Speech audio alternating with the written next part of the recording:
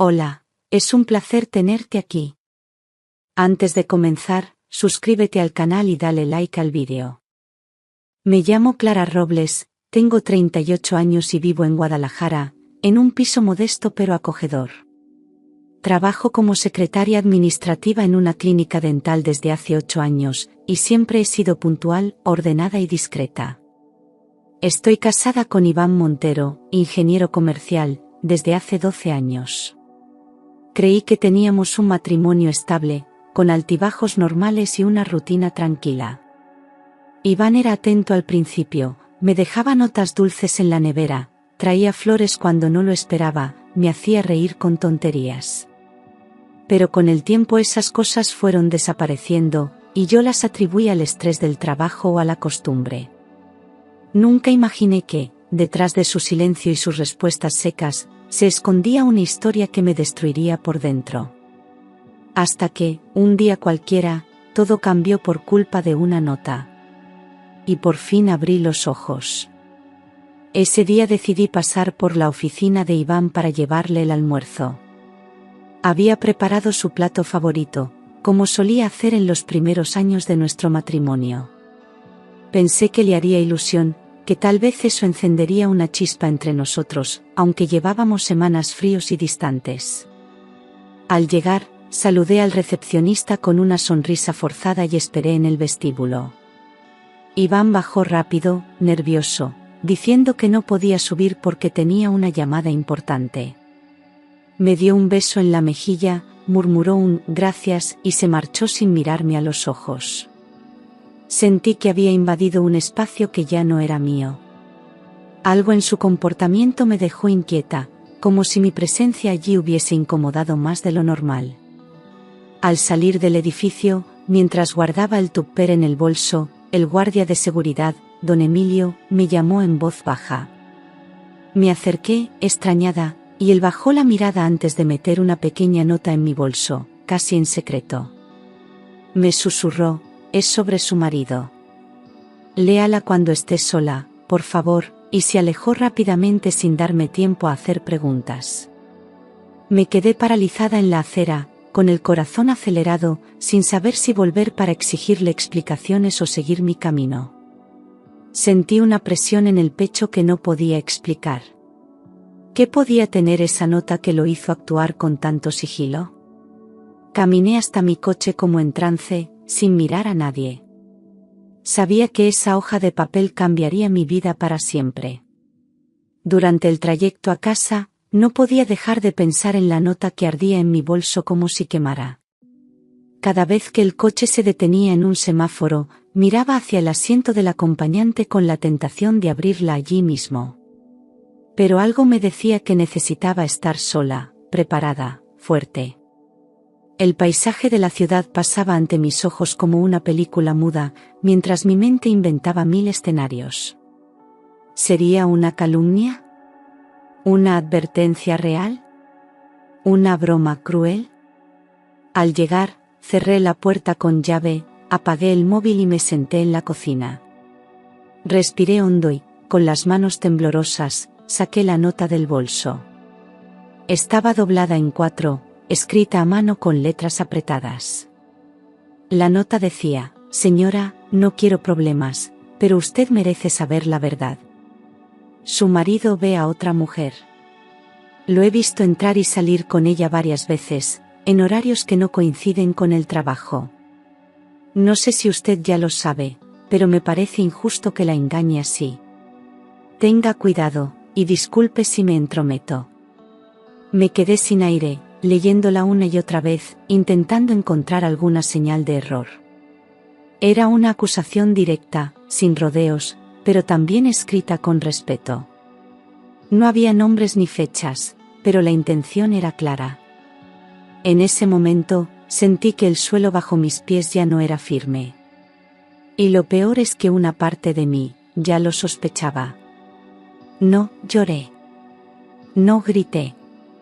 Me quedé allí, sentada en la cocina, con los ojos fijos en la nota mientras el reloj marcaba cada minuto con un tic-tac insoportable. Mi cuerpo no reaccionaba, como si estuviera congelado, pero mi cabeza giraba a 1000 por hora. Empecé a repasar los últimos meses, buscando señales, momentos, gestos. Todo comenzaba a tener sentido de forma dolorosa. No sabía qué hacer con esa información. ¿Confrontarlo? ¿Esperar más pruebas? Guardé la nota entre mis libros y lavé los platos con movimientos automáticos. Esa noche, dormí al lado de un hombre que, tal vez, ya no era mi marido. Pasé el resto del día intentando convencerme de que todo era un malentendido. Pensaba que quizás don Emilio había confundido a Iván con otra persona, o que estaba exagerando lo que había visto. No podía permitir que una simple nota derrumbara los años que habíamos construido juntos. Me aferré a esa idea como quien se agarra a una tabla en medio del naufragio. Incluso me forcé a pensar en las cosas buenas, nuestras vacaciones, las risas compartidas, las noches en el sofá. Pero cuanto más intentaba aferrarme a eso, más se desvanecía la imagen del Iván que yo conocía. Había una grieta en la fachada, y algo me decía que estaba a punto de hacerse añicos. Me fui a la cama con un nudo en el estómago, fingiendo que todo estaba bien. Comencé a recordar pequeños detalles que antes había pasado por alto. Ya no me traía chocolates los viernes como solía hacer, y cuando le preguntaba cómo le había ido el día, respondía con frases cortas, sin emoción. Ya no me tocaba la espalda por las mañanas ni me miraba con ternura cuando hablábamos. Su olor al llegar tarde ya no era el mismo, había rastros de perfume que no eran míos. A veces se encerraba en el baño con el móvil durante demasiado tiempo, y cuando salía, tenía la mirada esquiva. Se reía solo mientras chateaba, y cuando me acercaba, cambiaba de pantalla. Me dolía admitirlo, pero todo empezaba a encajar. No era solo la nota, era la frialdad, el silencio, la distancia que había invadido nuestra casa. Esa noche, preparé la cena como de costumbre y me senté frente a él con una sonrisa forzada, observando cada gesto, cada palabra. Hablaba de una reunión aburrida con clientes, pero su voz sonaba ensayada, como si recitara un guión mal aprendido. Asentía con la cabeza mientras masticaba despacio, evitando mi mirada, como si tuviera prisa por terminar. Yo fingía interés, pero por dentro me debatía entre las ganas de gritar y el miedo a enfrentar la verdad. Cuando terminó, se levantó sin besarme y fue directo al ordenador, como si no existiera. Me quedé en la mesa mirando su plato vacío, sintiendo que había un océano entre nosotros. Esa noche dormimos espalda con espalda, como dos desconocidos en la misma cama. Y entendí que lo estaba perdiendo sin siquiera haber luchado. Durante los días siguientes, me convertí en una observadora silenciosa dentro de mi propia casa. Notaba que salía más arreglado de lo habitual, con camisa planchada y colonia nueva, incluso cuando decía tener jornadas largas y aburridas. Empezó a cerrar su portátil apenas yo entraba en la habitación, y llevaba el móvil siempre en el bolsillo, incluso al baño o a la ducha. Recibía mensajes por la noche y los respondía con rapidez, sin decir ni una palabra. Cuando preguntaba algo, respondía con evasivas o cambiaba de tema. Ya no me abrazaba al despertar ni me buscaba para hablar de nuestros planes, como si ya no me viera allí. Era como si viviera con un huésped que pagaba el alquiler con su silencio. Y yo, sin saber cómo, me estaba quedando sola. Un sábado por la mañana, mientras recogía la ropa para lavarla, encontré en el bolsillo de su chaqueta una servilleta arrugada con algo escrito. Era de una cafetería del centro, y tenía un número de teléfono anotado junto al nombre, Ana S. El corazón me dio un vuelco. Me senté en el borde de la cama con la servilleta en las manos, sintiendo que todo el aire del cuarto se había evaporado. No sabía si llamarla, si confrontarle, si llorar, salir corriendo. Me quedé allí un buen rato, imaginando 1000 escenarios, 1000 rostros. Ese nombre no significaba nada, y al mismo tiempo lo decía todo. Era la prueba que no había buscado, pero que ahora me empujaba de frente hacia la verdad. Y ya no podía fingir más. Guardé la servilleta en un cajón y pasé la tarde buscando en redes sociales ese nombre, Ana S. Encontré a varias, pero una en particular llamó mi atención. Su perfil mostraba fotos en cafeterías, paseos por zonas donde Iván decía que tenía reuniones, y un niño pequeño que aparecía en muchas publicaciones. Ella era joven, morena, con una sonrisa dulce, y en su biografía ponía, separada, madre luchadora. Sentí un vuelco en el estómago al ver una foto reciente tomada frente a un hotel donde Iván había dicho que se alojó en un viaje de trabajo.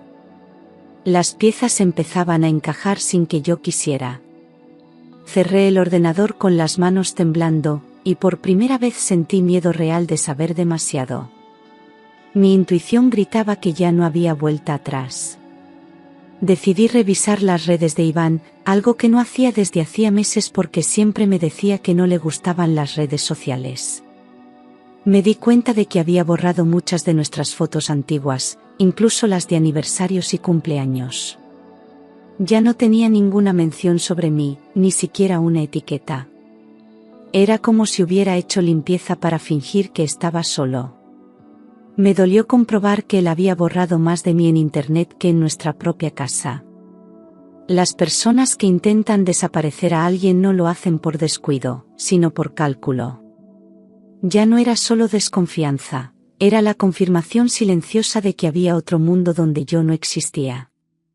Y ese mundo tenía nombre de mujer. Ana. Mi amiga y vecina Lorena, sin saber nada de lo que yo estaba viviendo, soltó una frase que me atravesó como un cuchillo. Vi a Iván hace unos días en el centro con una mujer muy guapa. Pensé que eras tú, pero cuando le llamé, bajó la cabeza y siguió caminando rápido.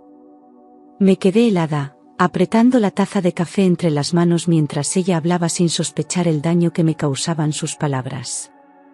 Fingí una sonrisa, le dije que quizá era una compañera de trabajo, y cambié de tema para no romperme delante de ella. Pero por dentro, algo se rompió definitivamente. No eran celos, era la certeza de que me estaban escondiendo algo a plena luz del día. Y ya no podía mirar para otro lado. Desde aquel día, Iván empezó a tratarme con una frialdad que dolía más que cualquier insulto. Se molestaba por todo, si hablaba, si callaba, si preguntaba, si no decía nada. Cualquier gesto mío parecía irritarle, como si le molestara mi sola presencia. Me llamaba intensa, por querer conversar, y decía que estaba cansado de tanta presión. Ya no hacíamos planes, no compartíamos nada, ni siquiera la cena. Me hablaba con monosílabos y se encerraba en su mundo, como si viviera con una sombra. Yo intentaba no llorar delante de él, pero cada noche mi almohada era testigo del vacío que crecía entre nosotros. Sentía que me estaba apagando, lentamente, sin que él siquiera lo notara. Un domingo le propuse ir a visitar a mis padres, como hacíamos antes, sin ninguna expectativa, solo por compartir algo. Me miró como si le pidiera la luna, frunció el ceño y dijo que tenía una reunión urgente. No insistí. Me quedé sola, viendo cómo se arreglaba con esmero, algo que nunca hacía cuando salíamos juntos. Llevaba una camisa nueva, se echó colonia, y salió sin siquiera despedirse.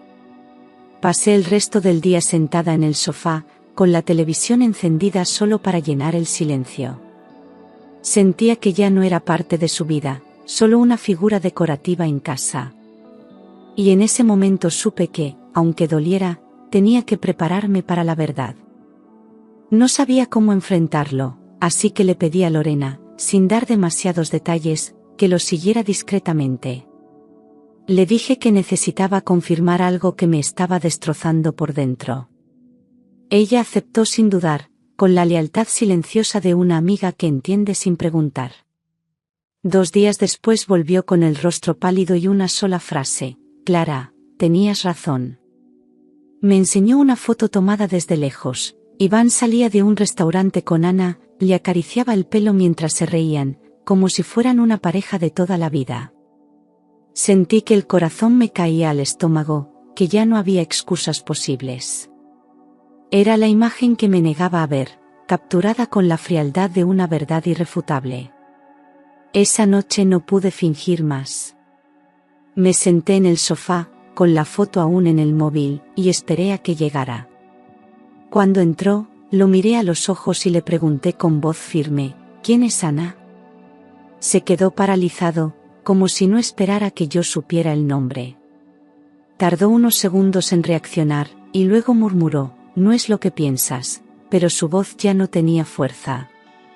Su expresión lo delataba más que cualquier palabra. No grité, no lloré, solo lo observaba en silencio, esperando que dijera la verdad. Pero lo único que encontré fue miedo, culpa, y muchas mentiras. Empezó a balbucear excusas tan torpes que me daban vergüenza ajena. Que era una clienta que necesitaba apoyo emocional, que habían coincidido algunas veces por casualidad, que solo hablaban de temas personales porque ella se sentía sola. Cada palabra que salía de su boca era una puñalada más a mi inteligencia. Me hablaba como si yo no tuviera memoria, como si no conociera sus gestos, sus evasivas, sus silencios. Cuanto más intentaba defenderse, más se hundía. Yo no decía nada, solo lo observaba romperse en su propia farsa. Era doloroso ver en lo que se había convertido el hombre con el que compartí años de mi vida. Finalmente, bajó la cabeza y reconoció que la conocía. Dijo que la había visto un par de veces, que estaba confundido, que nuestra relación se había vuelto fría y que no sabía qué sentía. Sus palabras eran vagas, sin forma, como si esperara que yo completara las frases que no se atrevía a decir.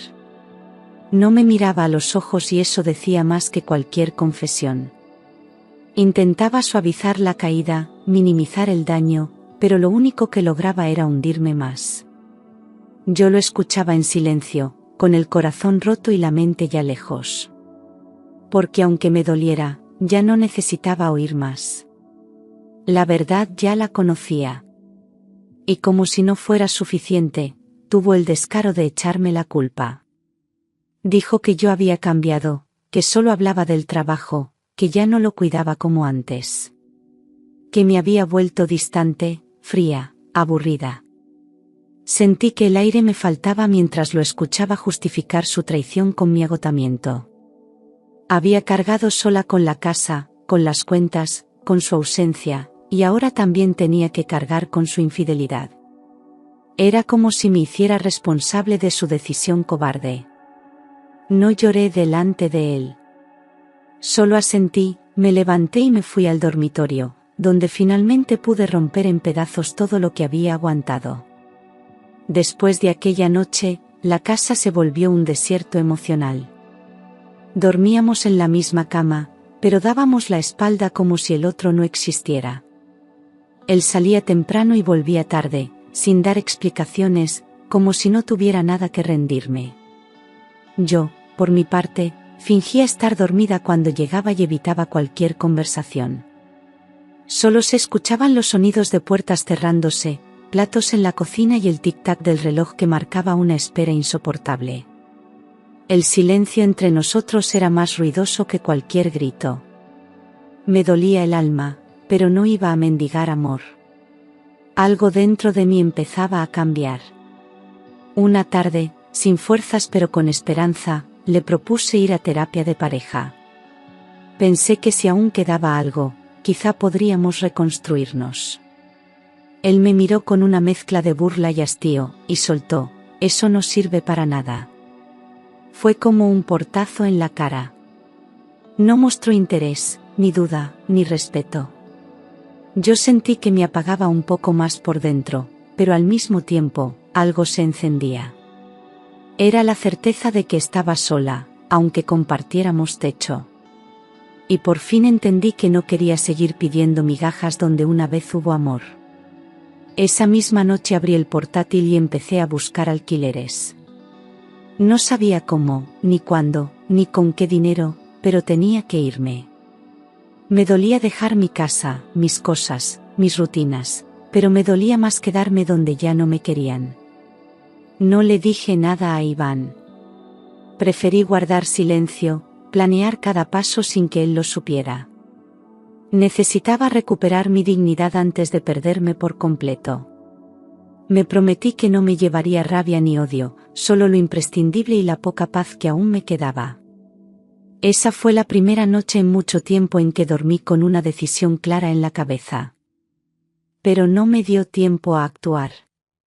Una mañana, mientras desayunaba en silencio, Iván se plantó frente a mí y soltó, sin emoción: he decidido que lo mejor es que te vayas tú.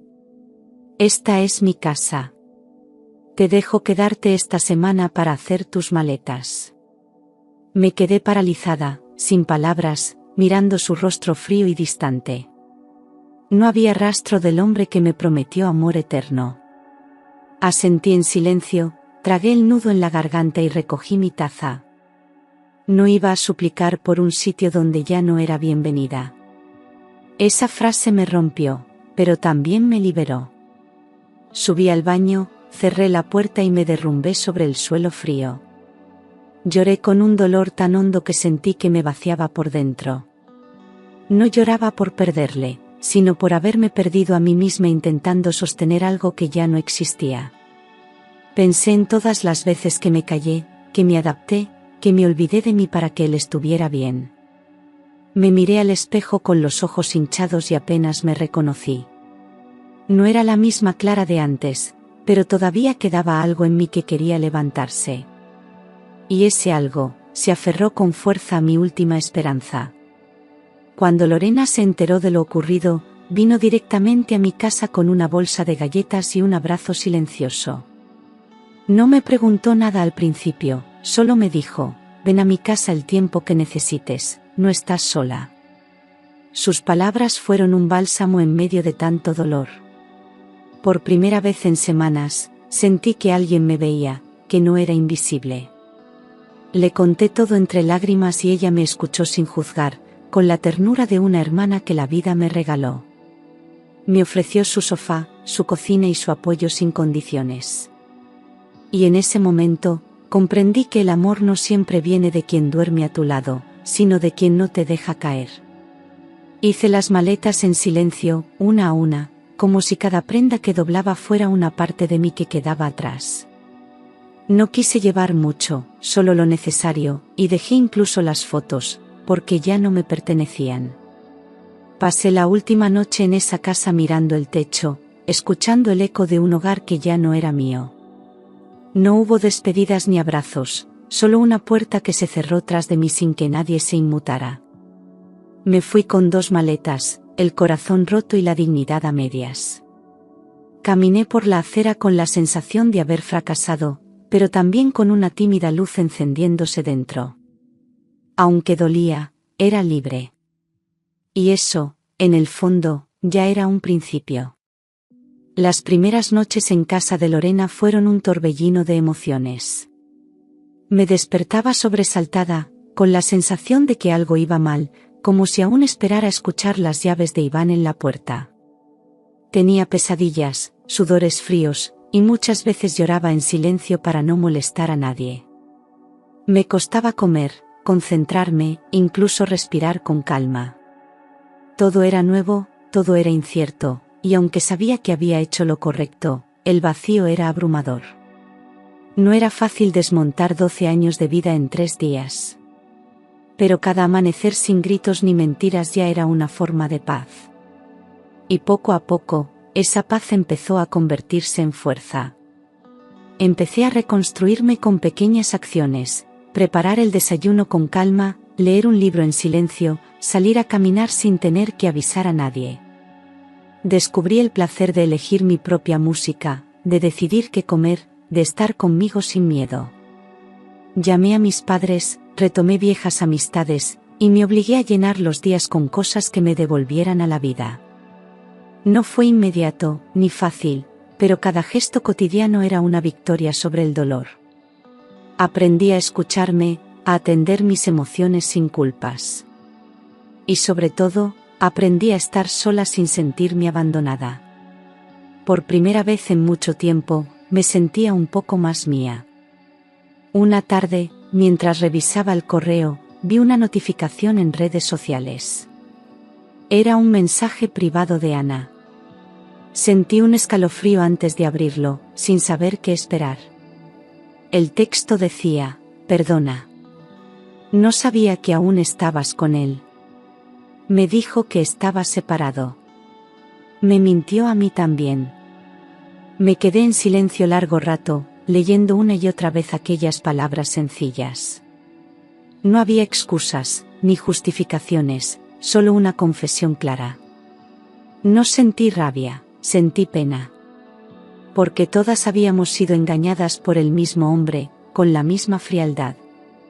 Y aunque no me curaba, aquella verdad compartida aliviaba algo dentro de mí. Respiré hondo antes de responderle a Ana. Le escribí con calma, sin reproches: gracias por tu sinceridad. No te culpo. Solo quiero cerrar esta etapa y no mantener contacto con ninguno de los dos. Os perdono, pero necesito paz. No hubo rencor en mis palabras, solo una necesidad urgente de soltar ese peso. No le deseé mal, tampoco la culpé. Comprendí que ella, igual que yo, había sido una pieza más del mismo engaño. En esa decisión encontré una forma de libertad. Porque a veces perdonar no es un acto de bondad hacia el otro, sino de respeto hacia una misma. Y yo necesitaba empezar a respetarme de nuevo. Fui a casa de mis padres una tarde sin avisar. Al abrir la puerta, mi madre me abrazó sin decir una palabra, como si supiera todo sin que yo tuviera que explicarlo. Me acarició el pelo como cuando era niña y me dijo: siempre fuiste fuerte, Clara. Esto no te va a romper. Me senté en el sofá y por primera vez en mucho tiempo, lloré sin sentirme débil. Mi padre me preparó un café y se sentó a mi lado, en silencio, como solo hacen los hombres que aman de verdad. Volver allí fue como volver a un lugar seguro. Recordé quién era antes de todo, antes del dolor, antes del desgaste. Y me prometí no volver a perderme nunca más por nadie. Me apunté a terapia sin pensarlo mucho, como quien busca un salvavidas antes de hundirse del todo. No quería olvidar a Iván, sino entender por qué me había perdido a mí misma intentando sostener una relación rota. La terapeuta me escuchó con paciencia, sin interrumpir, dejando que sacara cada herida con calma. Me ayudó a ver que no era culpa mía querer salvar lo insalvable, ni haber amado tanto. Empecé a nombrar emociones que nunca supe reconocer: culpa, miedo, abandono, rabia. Con cada sesión, sentía que iba recuperando pedacitos de mi voz. No era magia, era trabajo lento, doloroso, pero necesario. Porque sanar también es elegirte cada día, aunque tiemble todo por dentro. Un día, pasé frente a un cartel que anunciaba clases de cerámica en un centro cultural del barrio. Sin pensarlo, me apunté. Necesitaba ocupar mis manos, vaciar mi cabeza, conectar con algo que no fuera tristeza. Allí conocí a mujeres de todas las edades, con historias distintas pero con heridas similares. Reíamos mientras moldeábamos barro, compartíamos silencios, hablábamos de la vida sin filtros. Cada taza mal hecha, cada plato torcido, se convirtió en símbolo de una nueva etapa. Empezaba a ver belleza en la imperfección, y eso me reconfortaba. Aquellas mujeres me ofrecieron una amistad sincera, sin juicios. Y yo, poco a poco, me sentía parte de algo otra vez. Lo vi por casualidad en el mercado, un sábado por la mañana, mientras elegía naranjas. Estaba solo, más delgado, con el rostro cansado. Me miró como si no esperara verme jamás y se quedó paralizado. Yo lo observé con calma, sin rabia ni miedo. Me limité a sonreír con cortesía y seguí caminando sin detenerme. No necesitaba palabras ni explicaciones, porque ya no buscaba respuestas. Su mirada lo decía todo: arrepentimiento, soledad, quizás nostalgia. Pero ya no era asunto mío. Porque por primera vez en mucho tiempo, era yo quien seguía adelante. Esa misma noche, al llegar a casa, encontré un mensaje de Iván en el móvil. Decía: te echo de menos, ¿Podemos hablar? Me quedé mirando la pantalla unos segundos, con el corazón en paz. Ya no había dolor, solo una especie de distancia emocional que me protegía. Le respondí con pocas palabras, gracias, pero ya hablé conmigo misma. Y decidí seguir adelante. No necesitaba vengarme, ni hacerle daño, ni escucharlo justificarse otra vez. Esa respuesta fue mi cierre, mi forma de reafirmar lo que ya sabía. Porque a veces, el silencio es la respuesta más poderosa. Y yo había aprendido a elegir mi paz por encima de todo. No le guardaba rencor. De verdad, no. Le deseaba que encontrara lo que fuera que andaba buscando, aunque no fuera conmigo. Comprendí que a veces el amor se termina, o se transforma en algo que ya no sostiene. No quería cargar con odio, ni con reproches eternos. Prefería soltarlo con respeto, aunque él no me lo hubiera dado. La libertad también consiste en perdonar sin que el otro lo pida. Y yo necesitaba dejar atrás ese capítulo sin cicatrices abiertas. Porque seguir adelante no es solo avanzar, es hacerlo sin resentimiento en los bolsillos. Un día, sin planearlo, fui al salón de belleza y pedí que me cortaran el pelo. Llevaba años con el mismo estilo, como si fuera parte de una identidad que ya no me representaba. Mientras caían los mechones, sentí que también se desprendían culpas, miedos y recuerdos. No era solo pelo, era una versión de mí que ya no necesitaba. Me miré al espejo y sonreí por dentro. No era un cambio radical, pero para mí lo significaba todo. Salí del salón con la cabeza más ligera y el alma un poco más fuerte. A veces, sanar empieza con un gesto pequeño, pero valiente. Conseguí un piso pequeño cerca del centro, luminoso y tranquilo.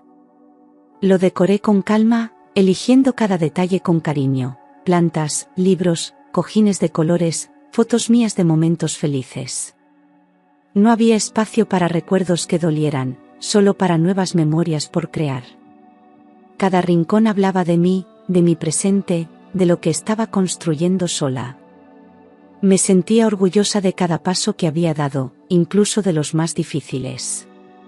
Tener un lugar propio me devolvía una sensación de control que creí perdida. Y por fin, después de tanto, me sentía en casa. Pero esta vez, de verdad. Aprendí a hacer cosas que antes delegaba: cambiar una bombilla, arreglar una fuga, gestionar mis cuentas sin miedo.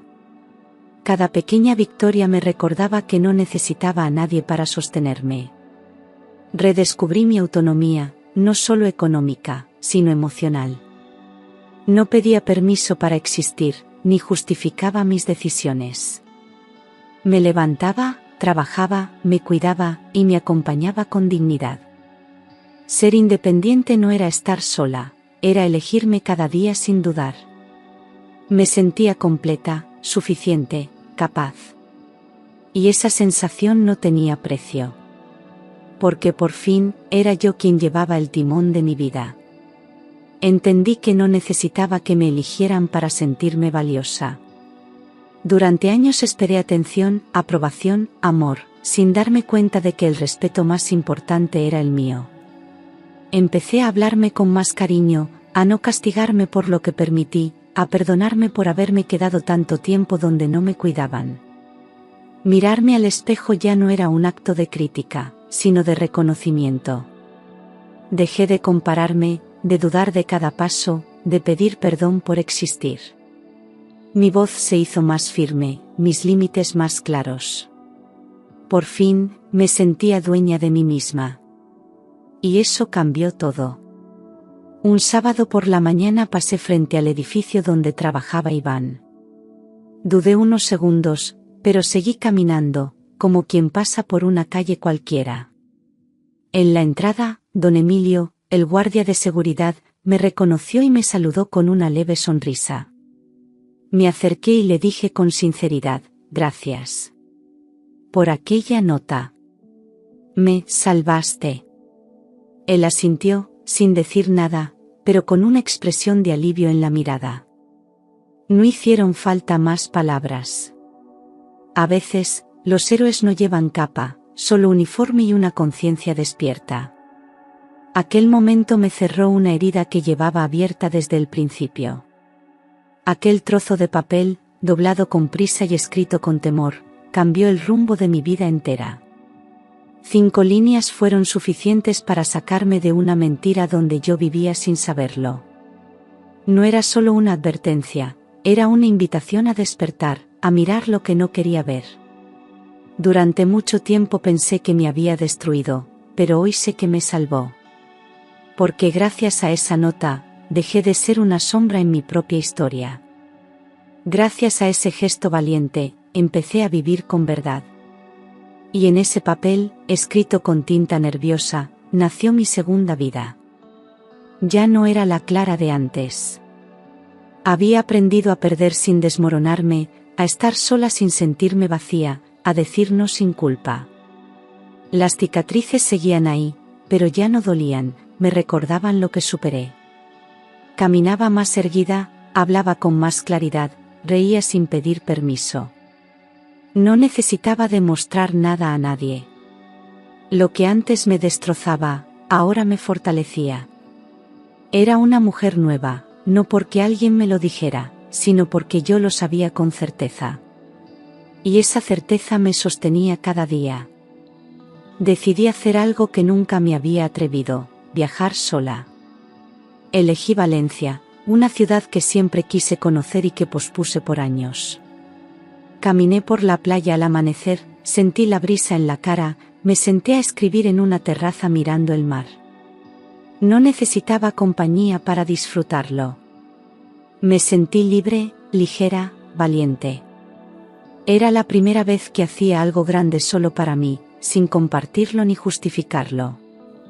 Ese viaje no fue una escapada, fue un reencuentro. Y allí, frente al mar, comprendí que lo mejor de mi historia, aún estaba por escribirse. No salí a buscar a nadie, ni tenía prisa por llenar el espacio que Iván dejó. Pero poco a poco entendí que si el amor llegaba, tendría que encontrarme entera. Ya no quería medias verdades, ni relaciones a medias, ni afectos condicionados. Quería a alguien que supiera estar sin apagarme, acompañar sin controlar. Y si no llegaba, también estaba bien. Porque ya no buscaba amor para completarme, sino para compartir lo que ya era. No era resignación, era madurez. Aprendí que lo más importante no era encontrar a alguien, sino no perderme a mí. Abrí un pequeño blog donde conté mi historia, sin adornos ni dramatismos, solo con verdad. Pensé que nadie lo leería, pero pronto empezaron a llegar mensajes de mujeres de toda España. Me escribían contando sus vivencias, agradeciendo por poner en palabras lo que ellas aún no se atrevían a decir. Sentí que no estaba sola, que mi dolor tenía eco en otras voces. Empezamos a construir una red invisible, fuerte, sincera. Compartir nos hizo más libres. Porque cuando una mujer rompe el silencio, muchas otras encuentran el valor para hacerlo también. Y eso, para mí, fue un milagro. Hoy, cuando me miro al espejo, ya no veo la mujer que se esforzaba por encajar en una relación vacía. Veo a Clara, la que sobrevivió, la que se reconstruyó con paciencia y sin hacer ruido. No necesito maquillajes ni máscaras, porque mi rostro refleja cada paso dado, cada decisión tomada con el alma rota pero la frente en alto. No me avergüenzo de lo que viví, porque todo me trajo hasta aquí. Soy más fuerte, más consciente, más real. Y si tuviera que empezar de nuevo, lo haría sin miedo. Porque ahora sé quién soy, y eso, ya nadie me lo quita. Muchos piensan que esta es una historia de traición. Pero no lo es. Es una historia de despertar, de romper cadenas invisibles, de volver a casa, a mí. Iván fue solo una parte del camino, no el destino final. La nota del guardia no fue el final de mi mundo, fue el principio del mío. Hoy camino con paso firme, con la voz clara y la conciencia tranquila. No busco aplausos ni revancha, solo vivir en paz, en verdad, en libertad. Y si esta es la última página de aquella historia, entonces también es la primera de la mía.